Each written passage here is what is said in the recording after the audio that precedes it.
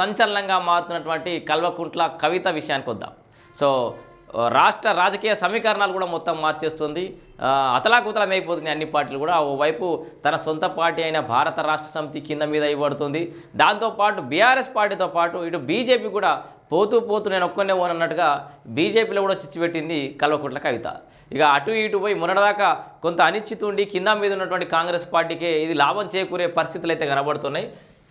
బీఆర్ఎస్ను బీజేపీలో కలిపే ప్లాన్ అని ఒక వార్త కనబడుతుంది. సో ఇటు బీజేపీని బీఆర్ఎస్ను బీజేపీలో కలిపే ప్లాన్ చేస్తున్నారని చెప్పేసి కల్వకుంట్ల కవిత ప్రకటించడంతో అటు బీజేపీ అల్లకల్లోలం అయిపోతుంది, ఇటు బీఆర్ఎస్ ఆల్రెడీ అల్లకల్లోలంలో ఉంది. కాంగ్రెస్ పార్టీకి అయితే ఫేవర్ కనబడుతోంది. నేను జైల్లో ఉన్నప్పుడే ఈ ప్రతిపాదన అడ్డుకుంటాననే కేసీఆర్కు దూరం చేసే కుట్ర. ఇంటి ఆడబిడ్డపై సోషల్ మీడియాలో విష ప్రచారాలు చేస్తారా? బీజేపీ నేతలు ఆసుపత్రి ప్రారంభోత్సవానికి వెళ్ళింది ఎవరు?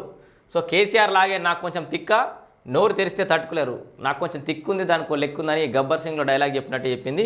కేసీఆర్ లాగే నాకు కూడా కొంచెం అంత తిక్కుంది, నోరు తెరిస్తే మీరు ఎవ్వరు కూడా తట్టుకోలేరు అని చెప్తుంది అన్నట్టు. ఇప్పటికే తట్టుకోలేకపోతున్నారు. బీఆర్ఎస్ పార్టీని మొత్తం చిన్నాభిన్నం చేసి పడేసింది. కేసీఆర్కు నోటీసులు ఇచ్చినా స్పందించకపోవడం ఏంటి?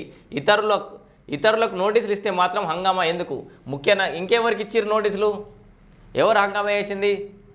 కేటీఆర్కి నోటీసులు ఇస్తే హంగామా చేసారు, ఇప్పుడు కేసీఆర్ నోటీసులు ఇస్తే ఎందుకు హంగామా చేస్తలేరు అంటున్నాడు. వర్కింగ్ ప్రెసిడెంట్గా చేయాల్సిన పనులు చేయాలిగా. విదేశాల్లో రజతోత్సవ వేడుకలతో లాభం ఏంటి? సో విదేశాల్లో రజతోత్సవ సభలు చేసుకునేంత మనం ఏం పడగొట్టినాం? తెలంగాణ భాషలో దానికి ముందు ఇంకో పదం ఉంటుంది, మీరు యాడ్ చేసుకోరు అని చెప్పేసి అయితే ఇండైరెక్ట్గా అడుగుతుంది. కాంగ్రెస్ ప్రభుత్వంపై తగిన విధంగా స్పందించడం లేదు. పార్టీ పోరాటాలు జాగృతి చేయాల్సి వస్తోంది. పార్టీ ఎమ్మెల్యేలు వెంట ఉన్నవారే ఎంపీగా ఓడించారు. కేసీఆర్ అయిన నాయకుడు ఇతరుల కింద పనిచేయను. కాంగ్రెస్ మునిగిపోయే పడవ అందులో చేరుతానా? మీడియాతో చిట్చాట్లో ఎమ్మెల్సీ కల్వకుంట్ల కవిత. సో మొత్తంగా రచ్చ చేసిందని చెప్పుకోవచ్చు. బీఆర్ఎస్ ఎమ్మెల్సీ కల్వకుంట్ల కవిత మరోసారి సంచలన వ్యాఖ్యలు చేశారు. బీఆర్ఎస్ను బీజేపీలో విలీనం చేసే ప్రక్రియ జరుగుతోందని, తాను పార్టీలో ఉన్నంతకాలం అది కుదరదన్న ఉద్దేశంతో తనను కేసీఆర్కు దూరం చేసే కుట్రలు పాల్పడుతున్నారని ఆరోపించారు. కేసీఆర్ ఇంటి ఆడబిడ్డనైన తనపై పెయిడ్ సోషల్ మీడియాలో విష ప్రచారం చేస్తున్నారని ఆగ్రహం వ్యక్తం చేశారు. తనను ఇబ్బంది పెడితే ఊరుకోబోనని, తాను నోరు విప్పితే తట్టుకోలేరని హెచ్చరించారు. సో కేసీఆర్కు నోటీసులు ఇస్తే పార్టీ స్పందించలేదని, కానీ ఇతరులకు నోటీసులు ఇస్తే మాత్రం హంగామా చేస్తున్నారని ధ్వజమెత్తారు. తాను కాంగ్రెస్లో చేరుతానన్నది అబద్ధమని చెప్పారు. కొత్త పార్టీ అవసరం తనకు లేదని, ఉన్న పార్టీలోనే బలంగా పనిచేస్తానని చెప్పేసి అయితే కల్వకుంట్ల కవిత చెప్పారు. సో ఇక్కడ ఒకసారి సరే ఆమె వ్యాఖ్యలకు సంబంధించి వివిధ భారతీయ జనతా పార్టీకి సంబంధించిన నాయకులు ఏం మాట్లాడారు, ఎవరేం మాట్లాడారు ఒకసారి చూసి అసలు నిజంగా దీనికి ముందు జరిగినటువంటి పరిణామాలు ఏందో ఒకసారి చూసే ప్రయత్నం చేద్దాం. ముందుగా పెద్ద ప్యాకేజ్ ఇస్తే మా వాళ్ళు బీఆర్ఎస్లో కలుస్తారని చెప్పేసి రాజాసింగ్ కూడా ఖచ్చితంగా గట్టిగా వ్యాఖ్యానించిండు. సో ఏం వ్యాఖ్యానించిండు ఒకసారి వద్దాం. ఏది 14th.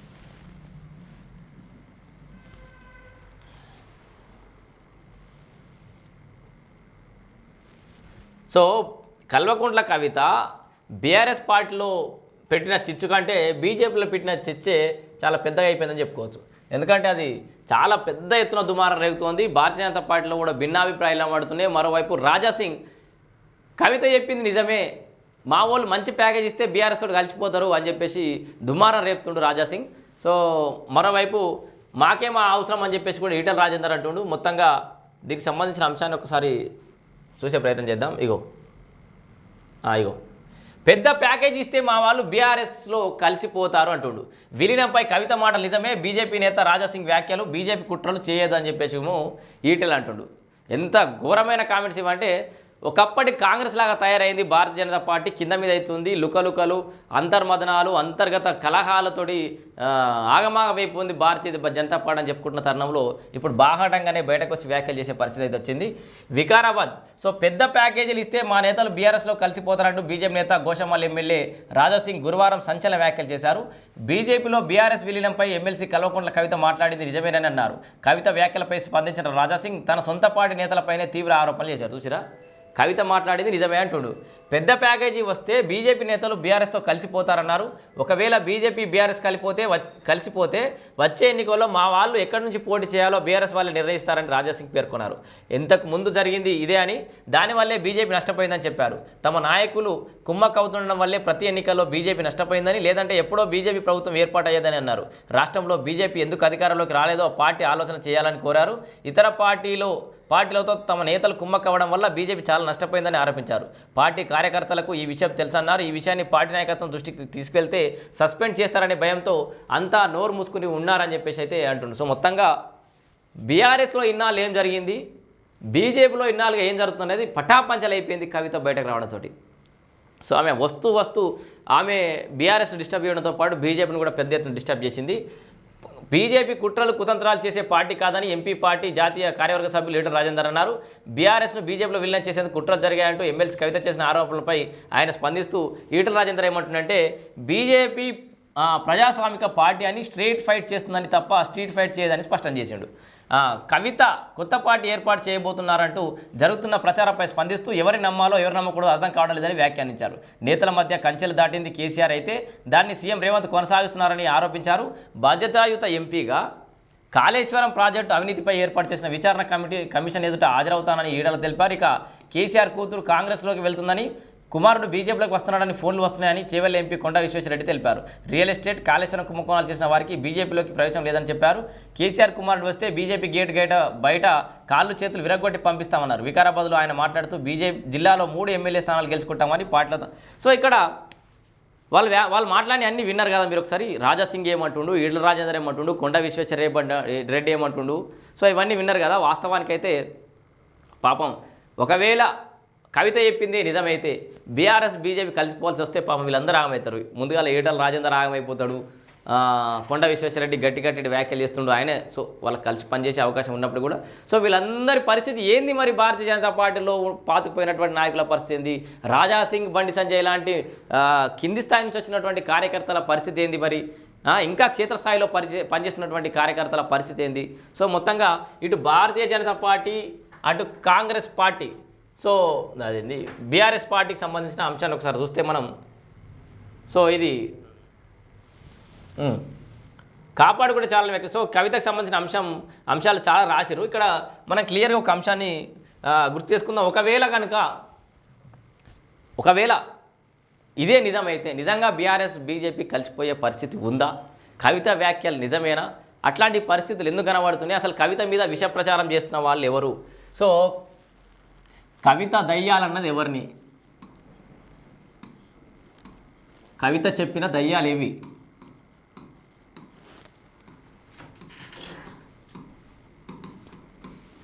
సో ఇక్కడ క్లియర్గా కవిత చాలా అంశాలు ప్రస్తావించింది.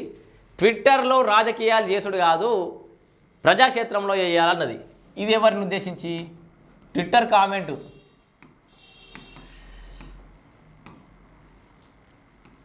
ట్విట్టర్ టిల్లు అని ఎవరిని పిలుస్తారో మీకు తెలుసు. సో డైరెక్ట్గా వాళ్ళ అన్నను డైరెక్ట్గా ఒక రకంగా కార్నర్ వేసేసింది. మైండ్ విదేశాల్లో రాజకీయాలు చేసుకో, విదేశాల్లో అమెరికాలో డల్లాస్ రజతోత్సవ సభ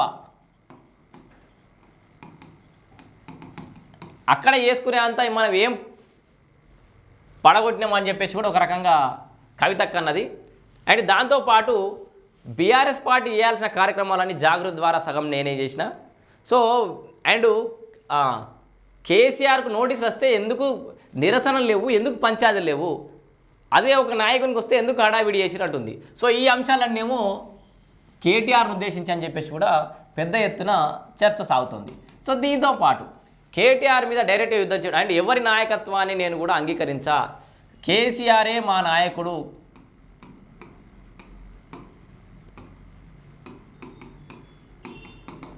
సో కేసీఆర్ మా నాయకుడు, నేను ఎవరి నాయకత్వాన్ని సహకరించబోను, అండ్ నాకు కొంచెం తిక్కుంది, నన్ను గెలికితే మీరు ఎవరు తట్టుకోలేరని చెప్పి డైరెక్ట్గా చెప్తుంది. సో అండ్ నేను బాగా మొండి అంటుంది, కేసీఆర్ నాయకత్వంలో పనిచేస్తూ ఉంటుంది, కాంగ్రెస్ మునిగిపోయే నావనే దానికి ఎందుకు పోతా అంటుంది. ఇట్లా చాలా విషయాలు ప్రస్తావించింది. ఇక్కడ క్లియర్గా కేసీఆర్ ఒక్కడే మా నాయకుడు, కేటీఆర్ ఆధ్వర్యంలో పనిచేయాలని కవిత అంటుంది. వేరైజ్ హరీష్ రావు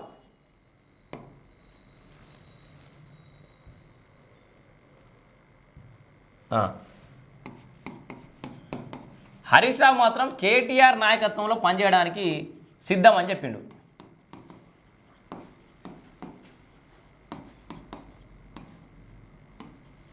సో హరీష్ రావు కేటీఆర్ నాయకత్వంలో పనిచేయడానికి హరీష్ రావు సిద్ధం అన్నాడు. సో మరి ఇవన్నీ చాలా సమీకరణాలు అయితే ఉన్నాయి. అయితే ఇక్కడ క్లియర్గా కవిత చెప్పినటువంటి అసలు కవిత డిమాండ్ ఏంటంటే నా లేఖ లీక్ చేసినోడు ఎవడో దొరకాలి, ఇప్పుడు ఆ దొంగ ఎవడో దొరకాలని అంటుంది. వాస్తవానికి ఇక్కడ చాలా చర్చ నడుస్తుంది. ఒకటి సంతోష్, ఇక్కడ ఫస్ట్ బీఆర్ఎస్లో ఉన్న నాయకులు, ముఖ్యమైన నాయకులు కేసీఆర్, కేటీఆర్, తన్నీరు హరీష్ రావు, జోగినపల్లి సంతోష్ కుమార్. సో ఈ నలుగురు ఉన్నారు. జనరల్గా కవిత చెప్పినట్టుగా అండ్ కేటీఆర్ కూడా కోవట్లు ఉన్నాడు అని ఒప్పుకున్నాడు. కేటీఆర్ కూడా మీ అందరికీ తెలుసు. మరి కోవట్లు ఉన్నారని ఒప్పుకున్నట్టే చిన్న స్థాయి కార్యకర్తలు ఎవరైనా కోవట్లు అని తేలితే, కార్యకర్తలు కానీ ఎవరైనా ఎమ్మెల్యేలు కానీ ఎక్స్ ఎమ్మెల్యేలు కానీ ఎవరైనా కోవట్లు ఉన్నారని తేలితే వెంటనే వాళ్ళని సస్పెండ్ చేస్తారు. దాంట్లో డౌటే అక్కర్లేదు. క్లియర్గా బీఆర్ఎస్ పార్టీ సస్పెండ్ చేసి పడేస్తుంది, వాళ్ళు ఏదో రకంగా కారణం వేసేస్తుంది. కానీ అయినప్పుడు కూడా కోవట్లున్నారని కేటీఆర్ ఒప్పుకున్నప్పటికీ కూడా మరి ఎవరు కోవట్లున్నట్టు? కవితనేమో కోవట్లున్నారా దెయ్యాలున్నాయని అన్నది, కేటీఆర్ కోవట్లున్నారని ఒప్పుకున్నాడు. కవిత ఇంటెన్షన్లో కేటీఆర్ కోవట, కేటీఆర్ ఇంటెన్షన్లో హరీష్ రావు, జోగులపల్లి సంతోష్ కుమార్ కోవట. కేసీఆర్ అంటే ఎట్లాగో అధినేతనే, ఈయన సేఫ్. సో ఈయనకి ఎట్లాంటి సంబంధం లేదు దీంట్లో. ఇక బయటకు ముచ్చట ఎవరి దగ్గర నుంచి పోతున్నట్టు? కేటీఆర్ ఉద్దేశంలో అవుతుంది హరీష్ రావు సమాచారాన్ని బయటకు ఇస్తున్నట్టు, లేదా జోగినపల్లి సంతోష్ కుమారు బయటకు సమాచారం ఇస్తున్నట్టు. సో హరీష్ రావు ఉద్దేశంలోనేమో ఇంకెవరైనా కావచ్చు. కవిత విషయంలో మాత్రం కేటీఆర్ హరీష్ రావు అన్న మీమాంసనైతే నెలకొన్నది. మొత్తంగా కవిత చెప్పినట్టుగా బీఆర్ఎస్ పార్టీలో కోవట్లు ఎవరు? ఇక ఈ అంశం తేలాల్సిందంటే అంటే సేమ్ ఆ టాప్ 4 టాప్ 5లోనే ఖచ్చితంగా కోవట్లు ఉన్నారు. బయట కార్యకర్తలు ఎవరు కాదు పాపం. వాళ్ళంతా నిజాయితీతోటి నిబద్ధతతోటి కేసీఆర్ కల్వకుంట్ల కుటుంబానికి సేవలు చేసుకుంటూ వస్తున్నారు వాళ్ళంతా, మిగతా నాయకులంతా. ఇక అసలు నిజంగా బీజేపీ బీఆర్ఎస్ కలిసిపోతుంది అన్న వాదనలకు ఎక్కడ బలం చేకూరింది? కవిత ఇప్పుడు చెప్పిన తర్వాత అందరికీ చాలామందికి అనుమానం వస్తుంది. కానీ మనం మొదటి నుంచి చాలాసార్లు చెప్పుకుంటూ వచ్చినాం. బీజేపీ బీఆర్ఎస్ సంబంధించి అంటే అనుమానాలు చాలామందికి మెల్లమెల్లగా కొంచెం డౌట్ ఉండే, కానీ కవితక్క కన్ఫర్మ్ చేసేసింది. గ్రాడ్యుయేట్ ఎమ్మెల్సీ ఎన్నికల్లో కానీ, టీచర్స్ గ్రాడ్యుయేట్ కానీ, ఈ గ్రాడ్యుయేట్స్ ఎన్నికల్లో కానీ. సో ఆ ఎన్నికలల్లో ఎప్పుడు ఎన్నికలు వచ్చినా మాదే అధికారం అని చెప్పి కవిత ఫస్ట్ జైలుకి పోయింది కదా.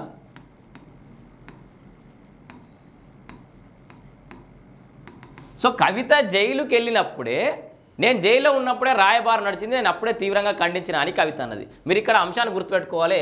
నిజంగా కేటీఆర్ అండ్ హరీష్ రావు భారతీయ జనతా పార్టీలో బీఆర్ఎస్ కలపడానికి ప్రయత్నాలు జరిగినాయి అని చెప్పేసి అయితే ఇక్కడ నుంచి అనుమానాలు బలపడుతున్నాయి. ఎందుకంటే కాళేశ్వరం అంశం ఒకటి,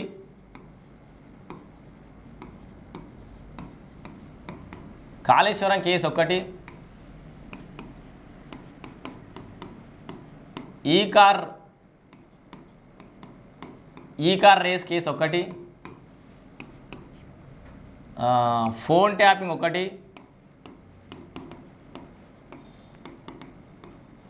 సో దీంట్లో అందరు ఉన్నారు. ఇంకా ఈయనేమో ఉండగానే ఇంకా మస్తు కేసులు ఉన్నాయి. సో ఇట్లా అనేక కవిత లిక్కర్ కేసు అప్పుడే జన ఫోన్ ట్యాపింగ్ రాసిన. సో ఇట్లా అనేక కేసులు ఉన్నాయి. ఈ కార్ రేస్ కానీ, కాళేశ్వరం అవినీతి కేసు కానీ, ఫోన్ ట్యాపింగ్లో వీళ్ళందరూ ఉన్నారు, కవిత లిక్కర్ కేసు కానీ. ఇవన్నీ కేసుల నుంచి బయటపడాలి. ఈ అధికారం పార్టీ మారింది, అనేక ఆర్థిక నేరాలకు పాల్పడ్డారు, అనేక పెద్ద పెద్ద డ్యామేజ్లు చేశారు, పెద్ద నేరాలు చేశారు, ఆర్థిక నేరాలు. ఇవన్నీ నుంచి బయటపడాలంటే అండ్ ఆల్రెడీ బీఆర్ఎస్ అనే పార్టీ పేరుతోటి అటర్ ఫ్లాప్ అయిపోయింది కాబట్టి మళ్ళీ టీఆర్ఎస్ పోయే పరిస్థితి లేదు కాబట్టి ఏదన్నా చేసి ఒక కొత్త వాదంతో, కొత్త నినాదంతో జనాలకు పోవాలి. మళ్ళీ అధికారం చేజిక్కించుకొని ఈ ఉన్న ఆస్తులను, ఈ అవినీతి చేసి కూడబెట్టుకున్నటువంటి ఆస్తులను కాపాడుకోవాలి. కాబట్టి వీళ్ళు బీజేపీకి సై అనడానికి ప్రయత్నం అయితే చేశారు. కానీ ఇక్కడ కవితకు నన్ను జైల్లో 6 నెలలు పెట్టి, నన్ను పనంగా పెట్టి మీరు ఇవన్నీ బేరాలు చేస్తారా? నన్ను 6 నెలలు జైల్లో పెట్టిన భారతీయ జనతా పార్టీతోటి రాయబారాలు నడుపుతారా అని చెప్పేసి కవితకు అయితే అప్పటి నుంచే కోపం అనేది స్టార్ట్ అయింది. వీళ్ళు ఖచ్చితంగా ఇది పోవడానికి ప్రయత్నం చేసిరనడానికి ఇవి ఒక ముఖ్య కారణాలు అయి ఉండొచ్చు బీఆర్ఎస్ పార్టీకి సంబంధించి. ఎందుకంటే ఇక గింత బతికి ఇంత ఎంజాయ్ చేసి నేను పోయి జైలు పోయి పండుకోన్నా, మాకు చెల్లె పోతే వేదిగా నేనైతే పోద్దని కేటీఆర్ కూడా భయమైంది, ఇటు హరీష్ రావుకు భయమైంది. ఈ మొత్తంగా దీనికి పోవడంతో పాటు ఎప్పుడు ఎన్నికలు వచ్చినా గెలుస్తామనన్న బీఆర్ఎస్ పార్టీ గ్రాడ్యుయేట్ ఎమ్మెల్సీలో ఎందుకు పోటీ చేయలేదు, అండ్ టీచర్స్ ఎమ్మెల్సీలో ఎందుకు పోటీ చేయలేదు, అంతే కదా. సో క్లియర్గా వాళ్ళు పోటీ నుంచి ఎందుకు తప్పుకున్నారు. ఇక్కడ అసలు ఉమ్మడి మెదక్, కరీంనగర్, నిజామాబాద్, ఆదిలాబాద్ సంబంధించిన గ్రాడ్యుయేట్ ఎమ్మెల్సీ స్థానంలో అయితే బీఆర్ఎస్ ఓటు బ్యాంక్ అంతా డైరెక్ట్ బీజేపీకి షిఫ్ట్ అయిపోయింది. బీఆర్ఎస్ టు బీజేపీ డైరెక్ట్ పోయింది. చాలా చోట్లలో డైరెక్ట్గా అంజిరెడ్డికి భారతీయ జనతా పార్టీకి ఓట్లు వేయరని చెప్పేసి, క్యాడర్ మీ ఇష్టం వచ్చినట్టు ఓటేసుకోరని చెప్పేసి సంకేతాలు కూడా పోయినాయి. ఎంత దారుణం అంటే నేను డైరెక్ట్గా చూసిన క్లియర్గా బీఆర్ఎస్ ఓటు బ్యాంక్ అంతా బీజేపీకి షిఫ్ట్ అయిపోయింది. అప్పుడే చేసుకున్నాండి. అండ్ ఎంపీ ఎన్నికలలో కూడా చాలా జాగాలలో బీజేపీకి కొంత ఫేవర్గా నడిపించే ప్రయత్నం అయితే చేశారు.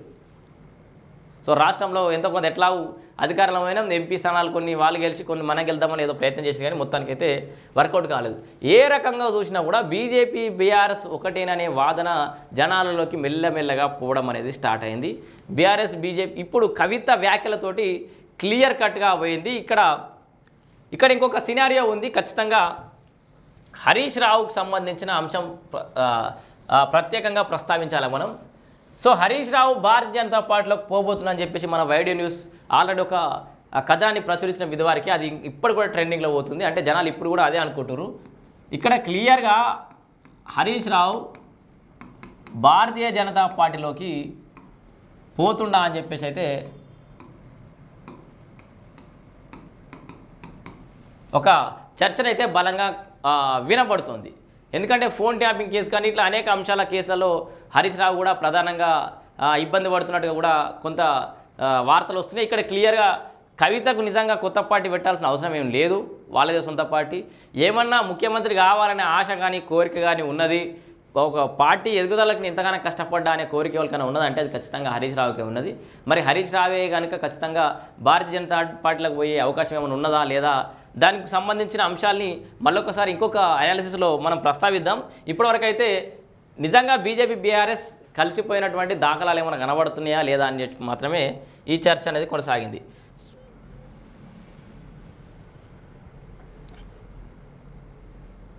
సో ఇది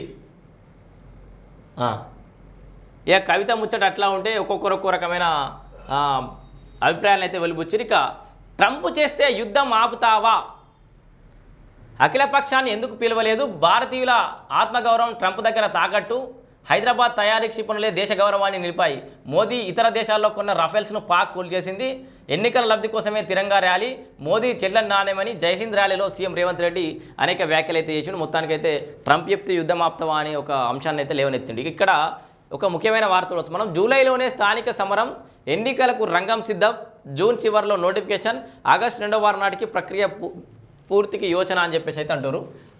ఆ వార్త మొత్తం చూద్దాం ముందుగా. ఇగో జూలైలోనే స్థానిక సమరం అని మళ్ళీ కంటిన్యూస్గా స్థానిక సంస్థల ఎన్నికలకు సంబంధించిన వార్తలు వస్తూనే ఉన్నాయి.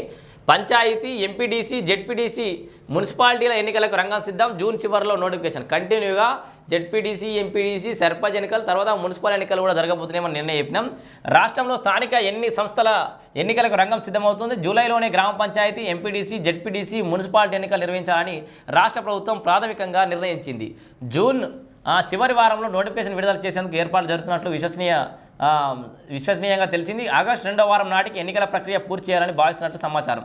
సో దీనిపై సంబంధిత అధికారులకు మౌఖిక ఆదేశాలు వెళ్లాయని తెలిసింది. ఇప్పటికే ఓటర్ల జాబితా, వార్డుల విభజన, పోలింగ్ కేంద్రాల గుర్తింపు పనులు కొలిక్కి వచ్చాయి. వీటన్నిటిపైన ఉన్నతాధికారులు మరోసారి సమీక్ష నిర్వహించనున్నారు. గ్రామ పంచాయతీలకే ముందు 3 స్థానిక సంస్థల్లో మొదట గ్రామ పంచాయతీ ఎన్నికలు నిర్వహించాలని భావిస్తున్నట్లు సమాచారం. రాష్ట్రంలో 12,633 పంచాయతీలకు ఎన్నికలు జరుగుతాయని అధికారిక వర్గాలు చెబుతున్నాయి.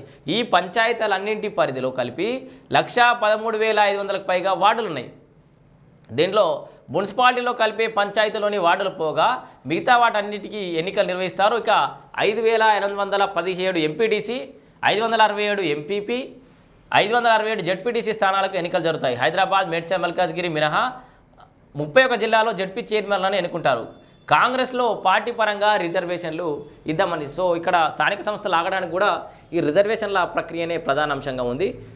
బీసీ రిజర్వేషన్ సంబంధించి ఒక తీర్మానం చేసి ఆమోద బిల్లు చేసి వాళ్ళు కేంద్రానికి అయితే పంపించారు. కానీ అక్కడ కేంద్రం కోర్టులో ఉంది. దాన్ని ఇప్పుడు వాళ్ళ పరిధిలో ఉంది. వాళ్ళు దాన్ని అధికారికంగా ప్రకటించాల్సి ఉంది. సో అయితే వాళ్ళు కులగణన దేశవ్యాప్తంగా కులగణన జనగణన రెండు చేద్దామని చెప్పేసి అయితే నిర్ణయించిన నేపథ్యంలో అది ఇప్పట్లో సాధ్యమయ్యే పరిస్థితి లేదు. కాబట్టి భారతీయ జనతా పార్టీ చేసే పరిస్థితి లేదు.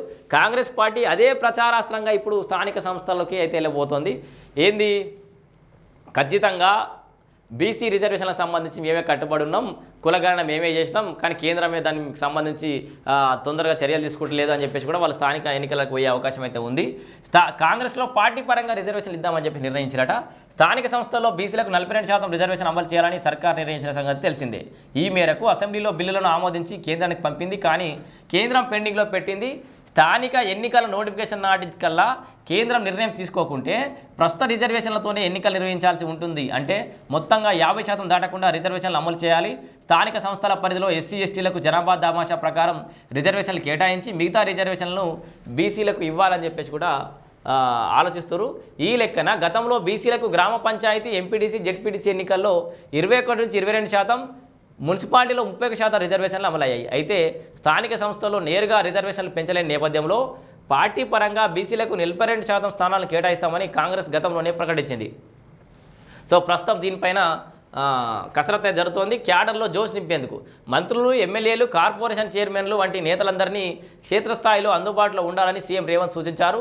ప్రభుత్వ పథకాలను విస్తృతంగా ప్రజలకు తీసుకెళ్లాలని ఆదేశించారు. మరోవైపు కాంగ్రెస్లో గ్రామ, మండల, జిల్లా స్థాయి వరకు అవకాశం ఉన్న పదవులను భర్తీ చేసేందుకు రంగం సిద్ధం చేస్తున్నారు.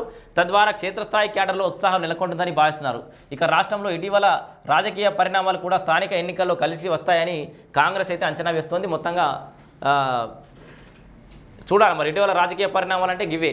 సో బీఆర్ఎస్ ఎటు తెలుసుకోని పరిస్థితుల్లో పోవడం, భారతీయ జనతా పార్టీ కూడా దెబ్బవడంతో కాంగ్రెస్కి ఏమైనా మేలు జరిగే అవకాశం ఉందనేది ఆ వ్యాఖ్యల యొక్క ఉద్దేశం.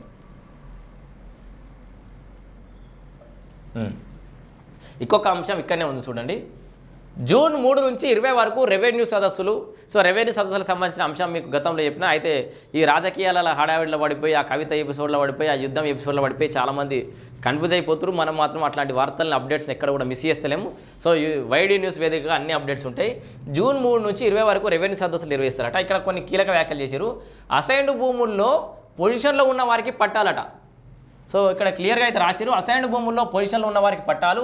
సమీక్షలో బట్టి, తుమ్మల, పొంగులేటి, కోమరెడ్డి. సో వచ్చే నెల 3 నుంచి 20 వరకు మండలాల్లో రెవెన్యూ సదస్సులు చేపడతామని డిప్యూటీ సీఎం మల్లు భట్టి విక్రమార్క, మంత్రులు తుమ్మల నాగేశ్వరరావు, పొంగులేటి శ్రీనివాసరెడ్డి, కోమటిరెడ్డి వెంకటరెడ్డి అన్నారు. గురువారం ఖమ్మం కలెక్టరేట్లో ధాన్యం కొనుగోలు, ఇంద్రమ్మ ఇల్లు, భూభారతి, వర్షాకాలం వ్యాధులు, విత్తనాలు, ఎరువులు తదితర అంశాలపై ఉమ్మడి జిల్లా స్థాయిలో జరిగిన సమీక్షలో వారు మాట్లాడారు. నకిలీ విత్తనాలు బారిన పడకుండా రైతులకు అవగాహన కల్పించాలని అధికారులకు సూచించారు. ఎక్కడైనా నకిలీ విత్తనాలు విక్రయిస్తే అధికారులదే బాధ్యత అన్నారు. రాష్ట్ర అవతరణ దినోత్సవం రోజున అర్హులైన నిరుద్యోగులకు, యువతకు రాజీవ్ యువ వికాస కింద మంజూరు పత్రాలు ఇవ్వనున్నట్టు తెలిపారు. దేశంలో ఎక్కడా లేని విధంగా తెలంగాణ రాష్ట్రంలోనే 5 లక్షలతో ఇంద్రమ్మ ఇల్లు నిర్మిస్తామని, ప్రభుత్వ కార్యక్రమాలను అధికారులు క్షేత్రస్థాయిలో విజయవంతంగా చేపట్టాలని ఆదేశించారు. రాష్ట్రంలో అసైన్డ్ భూములు సాగు చేస్తూ పొజిషన్లో ఉన్న పేద రైతులకు పట్టాలు ఇవ్వనున్నట్లు చెప్పారు. అందుకు సంబంధించి సో ఇక్కడ ఉంది కదా క్లియర్గా రాష్ట్రంలో అసైన్డ్ భూములను సాగు చేస్తుండాలి. చూడండి, పొజిషన్లో ఉన్న పేద రైతులకు పట్టాలు ఇవ్వనున్నట్లు చెప్పారు. ఇందుకు సంబంధించి ప్రభుత్వం త్వరలోనే విధి విధానాలు ప్రకటిస్తుందని చెప్పారు. సో అసైన్డ్ భూములకు పట్టాలు ఇస్తుందట. మనం అసైన్డ్ భూములు ఉంటే అదృష్టం అని చెప్పేసి ఒక వీడియో వేసినాం కదా, దానికి కంటిన్యూషన్ ఇది.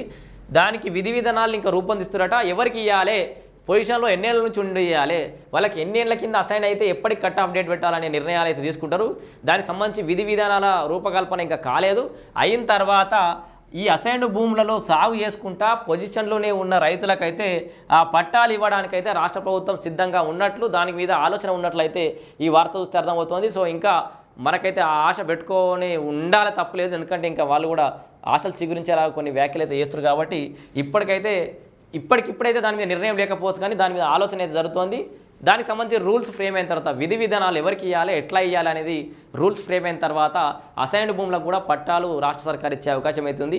ఈ గందరగోళం అంతా అయిపోయి నాకు తెలిసి ఈ స్థానిక సంస్థల ఎన్నికలన్నీ అయిపోయి భూభారతి ఫుల్ ప్లేట్స్లో ఇంప్లిమెంటేషన్ అయిపోయిన తర్వాత నాకు తెలిసి దాదాపు ఒక 6 నెలల తర్వాత ఏడాది లోపల ఈ అసైన్డ్ భూములకు సంబంధించిన పట్టాలు కూడా ఇచ్చే అవకాశం కూడా లేకపోలేదు.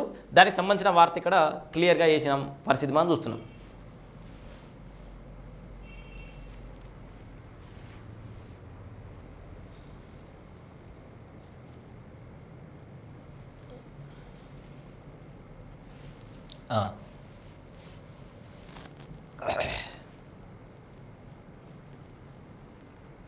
ఇక బీఆర్ఎస్లో బహిర్గతమైన విభేదాలు, కుటుంబం చుట్టే రాజకీయ రగడ, అర్థం కాక అయోమయంలో క్యాడర్, కవిత వర్సెస్ కేటీఆర్, హరీష్ రావు పైన పరోక్షంగా సెటైర్లు, కేటీఆర్ నాయకత్వం కింద పనిచేయనన్న కవిత, బ్లాక్మెయిల్ వర్కౌట్ అవుతున్నదా, దిగిరాకపోతే ఆర్థిక వ్యవహారాలు బయట పెడతారా, తండ్రి నీడలోనే పొలిటికల్ ప్రయాణం ఉద్దేశం ఏంటి, కేసీఆర్ స్పందనపై పార్టీలో తీవ్ర చర్చ, దొంగలను పట్టమంటే నాపై ప్రతాపం అని చెప్పేసి కవిత అంటుంది. మొత్తంగా ఫ్యామిలీ ప్రకంపనలు అని చెప్పేసి అయితే మనం ఈ వార్త చూస్తున్నాం. కేసీఆర్ ఇంట్లో కుర్చీ పంచాయతీ అని చెప్పేసి.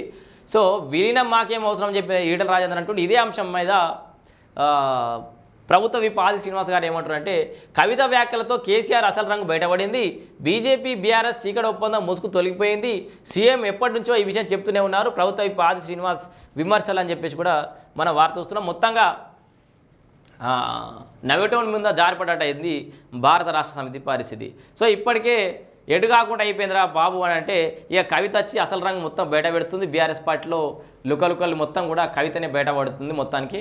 సో ఇటు ఆ కవిత అనే ఒక్క ఎపిసోడ్, ఆ ఒక్క కటౌట్ బీఆర్ఎస్ పార్టీని చిన్న భిన్నం చేయడంతో పాటు భారతీయ జనతా పార్టీలు కూడా మంటలు పెట్టింది. ఈ రెండు పార్టీలు మొత్తానికైతే అతలాకుతలం అయిపోతున్నాయి.